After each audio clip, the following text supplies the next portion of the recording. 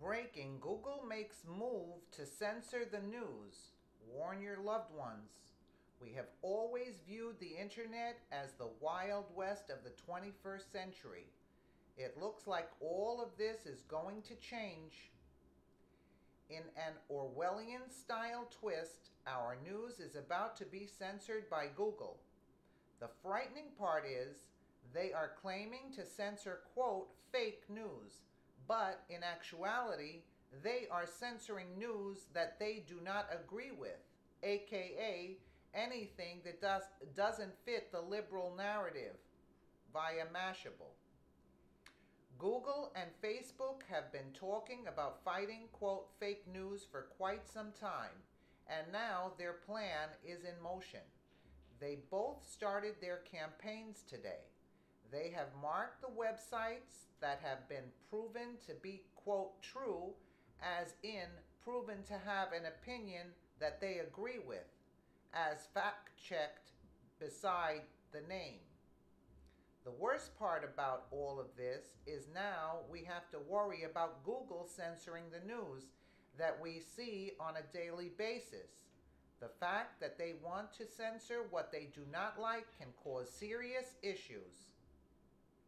There are people who call them patriots. We call them patriots who do not follow the liberal agenda. We believe that the left's perception of this world is not only wrong, but dangerous.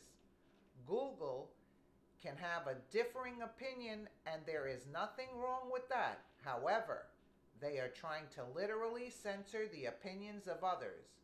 They will not debate or have any kind of discussion that could damage their fragile way of thinking. At the end of the day, the repercussions for this new way of Googling is going to make life harder for conservatives. We are going to have to filter through Google's, quote, fact-checked articles to find content that is actually accurate.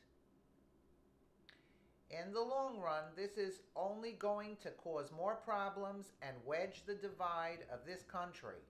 All you have to do is look at the current news stories to see what will happen.